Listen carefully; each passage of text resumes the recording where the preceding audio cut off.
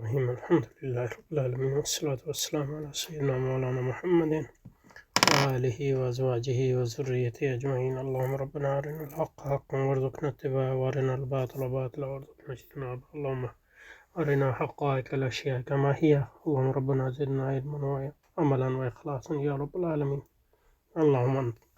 اللهم انصر أخواننا المجاهدين المستضعفين في غزة.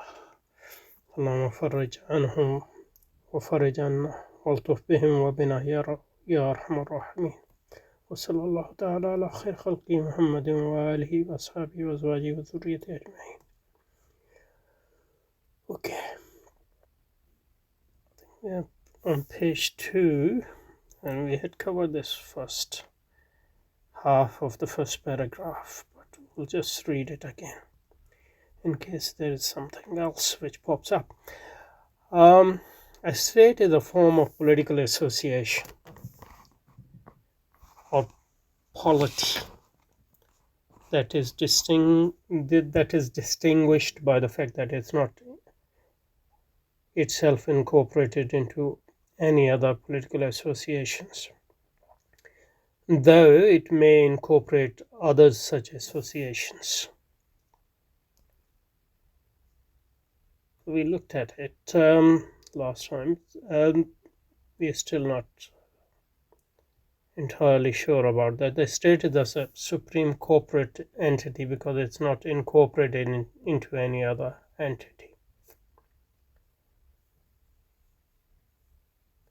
Even though it might be subordinate to other powers such as another state or an empire, but within its own domain it's supreme.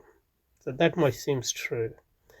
One state is distinguished from another by its having its own independent structure, a structure of political authority, and an attachment to separate physical territories, political authority and physical territory.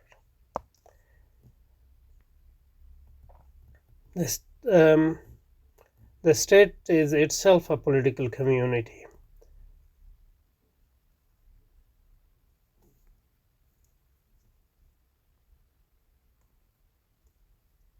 Now, first he said association and now community, and community is a much loaded concept, so it won't be very easy to unpack that. The state is itself a political community, though not all political communities are states. A state is not a nation or a people.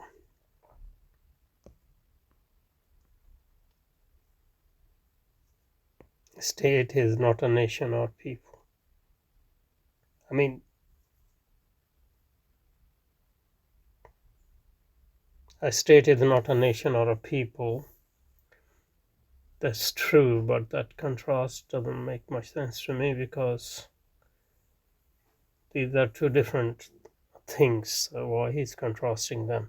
A state is not a nation or a people, though it may contain a single nation, parts of a different nations, or a number of entire nations. A state arises out of society, but it doesn't contain or subsume society. But if it is supreme, and he said above that they said that's a supreme corporate entity because it is not incorporated into any other entity, even though it might be subordinate to other powers. And I said last time, state and society, I mean, can be just two different sides of the same coin, in the sense that from one perspective, state is, a society is society, but from another perspective, it is state as well. So a state arises out of society, but doesn't contain or subsume society. Okay, a lot of things. I guess he will be more specific as he goes on. A state will have a government. So there's a crucial difference between a state and a government, a conceptual difference. And obviously, this conceptual difference is more recent. But that doesn't mean that before this conceptual distinction was made, this distinction actually didn't exist in reality of for example medieval states or states before that. But at the conceptual level, this is a relatively more recent distinction, the distinction between a state and a government. Before that, a government might have been confused with the state and the state with the government. But the state is not simply a government. State is more like a continuous government, for there exist many more governments than there are states. So governments exist without states? Or is he saying that governments change? So in that sense, the state is a modern political construction and emerged in early modern Europe. So I'll contest that because how can he say that? Does that mean that there was no moral state or there was no Tudor state, or even before that, does that mean there was no Roman state? That doesn't seem very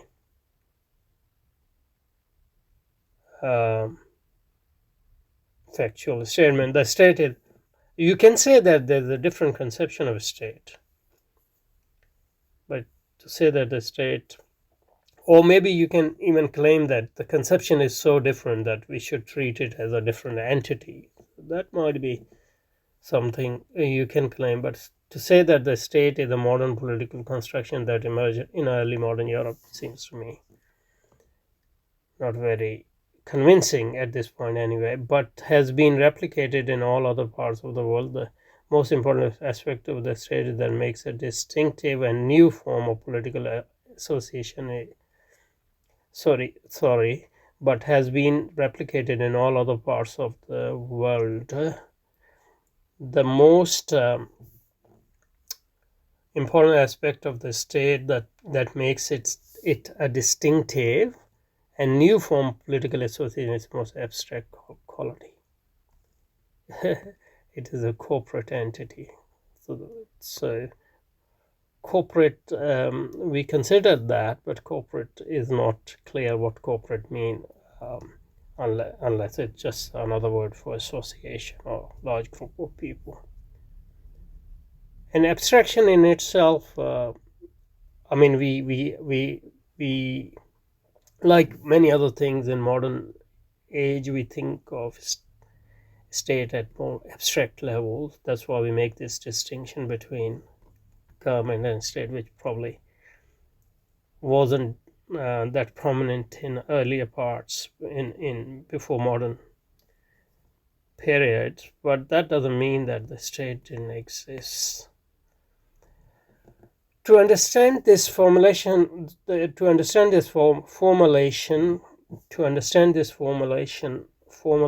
the idea of a state, we need to understand the meaning of other terms that have been used to identify it and to distinguish it from other entities. The state is a political association. Okay, if you have said that before. An association is a collectivity of persons joined for the purpose for carrying out some action or actions.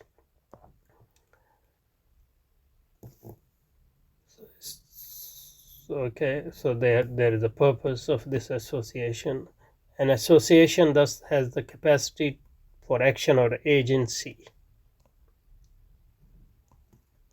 through the agency of its member, I guess. And because it is a collectivity, it must therefore also have some structure of authority through which one course of action or another can be determined. Because it is a collectivity, so you have to have a structure. Otherwise, how are you going to make any decision unless association is so small that you can make collective decisions? Since authority is a relation that exists only among agents, okay, you have to be free in order to have agency, and agency, that's fine. Other collectivity of the person, such as classes or crowds or neighborhoods or categories like bachelors or smokers or amputees, are not association, for they don't have capacity for agency and no structure authority that makes decisions. A mob is not an association, even though it appears to act. It actually acts. Can act. It is no more an agent than is a herd. On this understanding, society is not. So he has defined. Defined an association specifically. Let's dwell on this a bit, and just at least list his the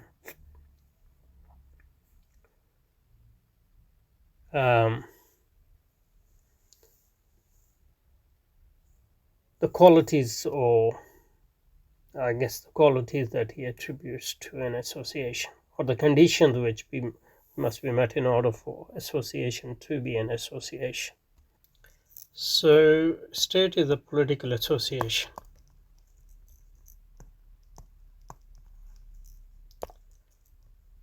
And for association for him, so I just want to list all the things he has mentioned. Association is a collectivity. So they put a collectivity which is gathered together for a purpose. I'm not sure at this point, but it seems to me there is some sort of intentionality involved as well. So as if people actually gather together to intentionally form that political association which you call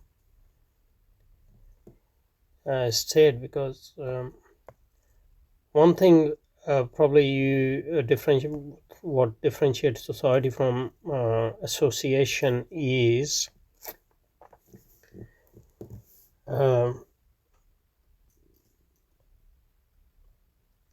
that there's no intentionality involved in society. Society is more organic and spontaneous phenomenon. On the other hand, you can't say that association is a spontaneous phenomenon. But I'm not sure about that. I mean, you can form a actual state with the intention of forming it, but most of the states emerge from previously existing states, and and those emerge from basically social orders which were more primitive or more primordial forms of state, etc. So that I want to note that thing I want to note here. And the second thing, he says that association has capacity for action or agency.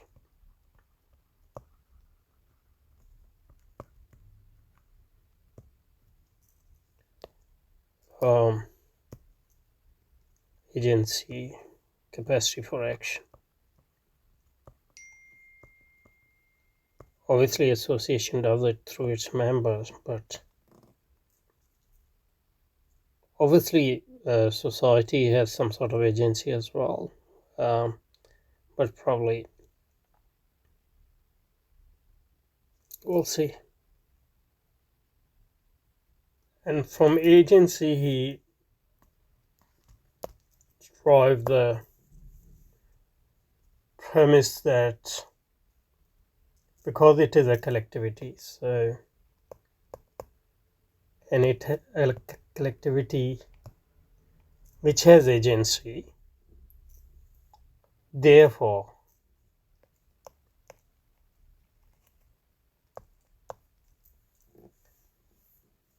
it also has some structure of authority,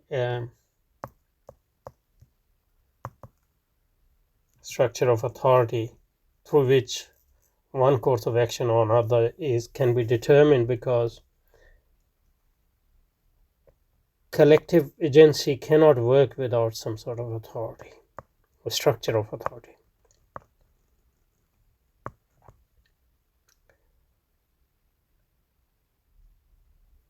Or at least we can claim that, I think more appropriate claim would be to say that it cannot work, it cannot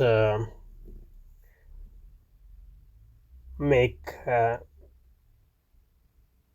it cannot have its own agency apart from the agency of its members, unless it has some sort of a structure of authority through which it uses its members to execute or to execute its own agency. And the fourth one is not that important, I think, because he said since authority is a relation that exists only among agents, so association is a collectivity of agents. Yeah, but association also might have institutions, structures, which are obviously not agents or collection of agents. But surely it's a collection of agents but it is not only the collection of other collective persons such as classes, crowds, and others, for they don't have the capacity for agency and have no structures of authority to make decision. A mob is not an association. So mob obviously can have agency, but probably it doesn't have agency of its own because it doesn't have structure of authority, according to his point, I think. Okay, let's see if there is any other point left, otherwise I'll stop here. And from that, he drives the idea that society is not in itself an association, because society is not an agent.